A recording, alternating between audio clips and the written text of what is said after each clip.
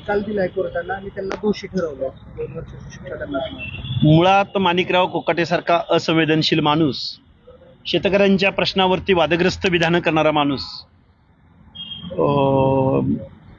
माननीय छगनरावजी भुजबळ यांच्यावरती वादग्रस्त वक्तव्य करणारा माणूस, खऱ्या अर्थानं सार्वजनिक जीवनामध्ये, राजकारणामध्ये, समाजकारणामध्ये शेतकऱ्यांच्या प्रश्नावर काय बोलावं याचा कॉमन सेन्स जर या व्यक्तीला नसेल तर अशी व्यक्ती महाराष्ट्राच्या मंत्रिमंडळात असू नये अशी आम्ही वेळोवेळी भूमिका घेतलेली आहे. आणि आता तर न्यायालयानंच त्यांच्यावरती शिक्षा सुनावलेली आहे. त्यामुळं अशा डागी मंत्र्यांना मंत्रिमंडळामध्ये राहण्याचा अजिबात अधिकार नाही. अजितदादा पवारांचाच पक्ष हाच मुळामध्ये डागी मंत्र्यांचा, डागी आमदारांचा, कारखानदारांचा, वतनदारांचा, जमिनी हडप करणाऱ्यांचा आहे. त्यामुळे यात वेगळं असं काही नाही. अनेक माणसं, अनेक मंत्री घरी जाऊ शकतात. फक्त कोर्टामध्ये केसेस पेंडिंग आहेत, हिअरिंगवर हिअरिंग होतात, पुढे ढकलल्या जातात, म्हणून काही माणसं फक्त कातडी बचाव आहे आता सध्या, पण अनेक माणसं घरी जाऊ शकतात.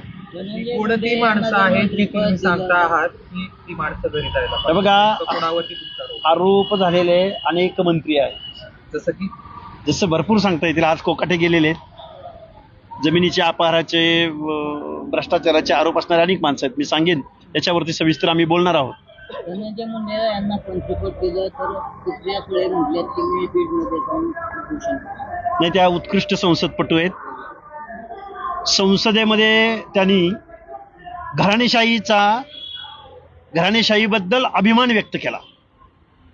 अशा उत्कृष्ट संसदपटूबद्दल काय बोलणार? बारामती लोकसभा मतदारसंघामध्ये अनेक प्रश्न आहेत.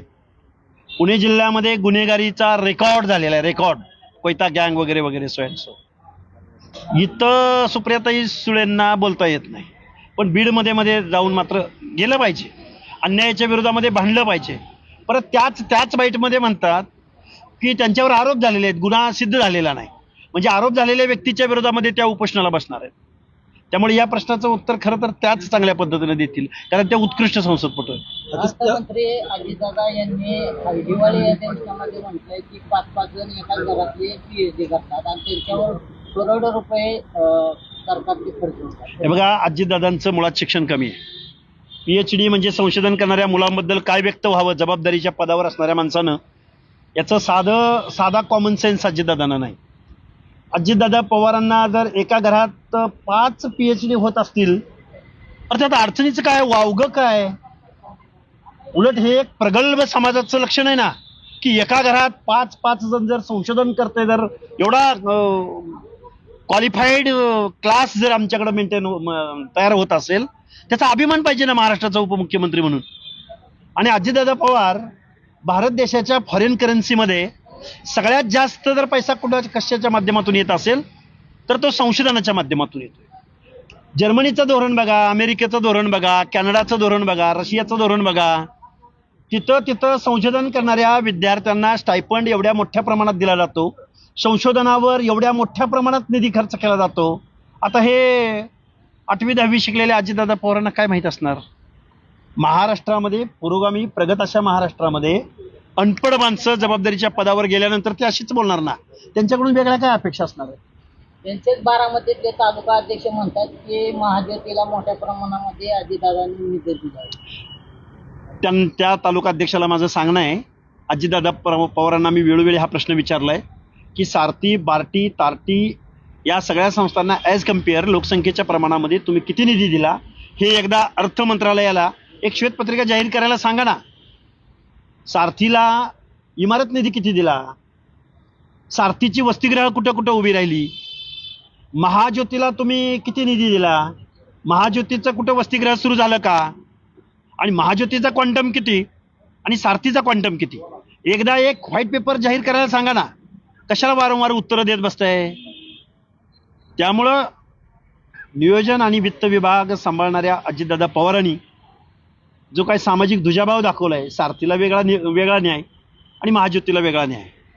ती महाज्योतीची मुलं बिचारे, सारथीच्या मुलांना नोंदणी दिनांकापासून एका मुलाला त्यांच्या अकाउंटला 8-8, 10-10 लाख रुपये वन स्ट्रोक. अजितदादा पवारांनी, कुशल प्रशासक, दादा माणूस, प्रशासनावर वचक असणारा माणूस, सारथीच्या पोरांना 8-8, 10-10 लाख रुपये अकाउंटला जमा केलेत, पण महाज्योतीच्या पोराला नोंदणी दिनांकापासून स्टायपंड द्यायला अजितदादा तयार नाहीत. याच्यावरती काय म्हणणं आहे, हे कोण अध्यक्ष आहे, कुठला अध्यक्ष आहे माहित नाही मला, पण अजितदादा पवारांना या प्रश्नाचं उत्तर द्यायला सांगा. ओबीसीचं आंदोलन खरं झालं, पण ओबीसीच्या आंदोलनानंतर गोविंद देवकाते असतील, तुम्ही असताल किंवा जे काळूराम चौधरी, ती एकत्र ओबीसी आंदोलन होते, परंतु आता एकमेकाच्या विरोधात निवडणुकीत ठरलेले आहेत. कसं पाहता तुम्ही? काळूराम चौधरींनी माझा फोटो छापून मत मागितलेला आहे आणि त्यांना माझा फोटो छापून मत मागायला कुठलंही काहीही म्हणजे ते स्वाभिमानानं निवडणुकीला सामोरं जात आहेत. मग त्या काळूराम चौधरीसाठी मी मत मागायला मला अडचण काय? कारण मी लोकशाही मानणारा माणूस आहे, संविधान मानणारा माणूस आहे, एक कार्यकर्ता माझा SC कम्युनिटीमधला माणूस. कारण काय झालंय या लोकशाहीमध्ये, ओपन इज ओपन आणि कॅटेगरी इज कॅटेगरी. म्हणजे कॅटेगरीच्या माणसांनी ओपनच्या जागेवर उभं राहायचं नाही आणि ओपनच्या माणसांनी कॅटेगरीच्या जागा, असं काहीतरी गोड गैरसमज इथल्या अनपढ माणसांना लोकशाहीचा अर्थ घेतला इथल्या लोकांनी. अरे ओपन टू ऑल, ओपन तुमच्या बापाची जागीर आहे.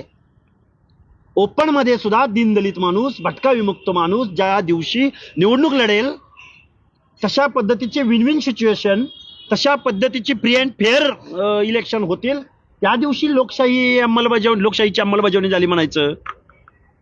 त्यामुळं लोकशाहीचं तत्व सामान्य माणसाला कळावं म्हणून जर विरोधकाची भूमिका सक्षम पद्धतीनं किंवा इथल्या सत्ताधाऱ्यांना लढण्याची भूमिका काळूराम चौधरी घेत असतील, तर मला काळूराम चौधरींच्या बेडर वृत्तीला, लढाऊ वृत्तीला पाठिंबा द्यायला एक कार्यकर्ता म्हणून मी इथं. तुम्ही प्रचाराचा फॉर्म भरण्यासाठी देखील आता काळूराम चौधरींचा फॉर्म भरण्यासाठी देखील आला होता, आज देखील सांगता मिळाले.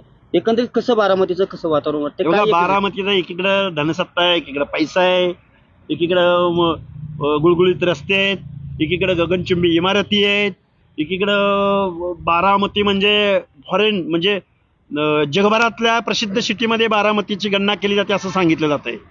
पण त्याच वेळी बारामतीतलेच काही भाग, स्लम्स, त्यांची काय परिस्थिती आहे, हा आमचा नगराध्यक्ष पदाचा उमेदवार 21ला निकाल वेगळा लागणार असं वाटतं. निश्चित लोकशाहीनं सगळ्यांना निवडणुका लढण्याचा अधिकार दिलेला आहे. निवडणूक आयोगानं निवडणूक आयोगाच्या भूमिकेत राहून काम केलं पाहिजे, की जे कोणाच्या पक्षाच्या अजेंड्यावर राहून निवडणूक आयोगाकडून हे काम करणं अपेक्षित नाही. शेवटी निवडणूक आयोग कुणासाठी आहे, तर इथली जनता सार्वभौम आहे. निवडणूक आयोग असेल, न्यायालय असेल, हे काही लोकशाहीचे पिलर आहेत. या पिलरने जनतेला सार्वभौम मानलं पाहिजे, ना की कुठल्या पक्षाच्या अजेंड्यावर त्यांनी काम करू नये. इथं कुणालाही निवडणूक लढवण्यापासून, कुणालाही मतदान करण्यापासून परावृत्त करण्याचा अधिकार निवडणूक आयोगाला कुणीही कधीही दिलेला नाही. आरोप केला होता की अजित पवार गटाच्या कार्यकर्त्यांकडून पैसे वाटून आमचे उमेदवार फोडले गेले, त्यांच्यावर दबाव आणला गेला. आता आजच गेल्या 2 दिवसापूर्वी राष्ट्रवादी काँग्रेस अजित पवार पार्टीच्या शहराध्यक्षांचा एक बॅगेचा पैसे भरलेला व्हिडिओ व्हायरल होतोय. कारवाई झाली पाहिजे. मतं जर विकत घेतली जात असेल, लोकशाहीची थट्टा मानली जात असेल, मतदार राजाला पैशाचं आमिष दाखवून जर निवडणुका लढवल्या जात असतील, तर निवडणूक आयोगाने याची दखल घेतली पाहिजे, याची चौकशी झाली पाहिजे आणि त्या कन्सिस्टन्सीमधली निवडणूक रद्द झाली पाहिजे. 19 डिसेंबरला म्हणजे उद्या असं मोठं काहीतरी घडेल आणि ज्यामुळे देशाच्या पंतप्रधानपदी एक मराठी माणूस बसेल असा दावा आता काँग्रेसचे नेते पृथ्वीराज बाबा चव्हाण यांनी केलाय. आता बघा, म्हणतंय कोण? पृथ्वीराज बाबा चव्हाण, काँग्रेसचे माजी मुख्यमंत्री. बोलतायत कुणाबद्दल? तर मराठी माणसाबद्दल. मराठी माणूस कुठल्या पक्षाचा होऊ शकतो? तर भाजपचा होऊ शकतो. नक्की काय चाललंय भारताच्या लोकशाहीमध्ये?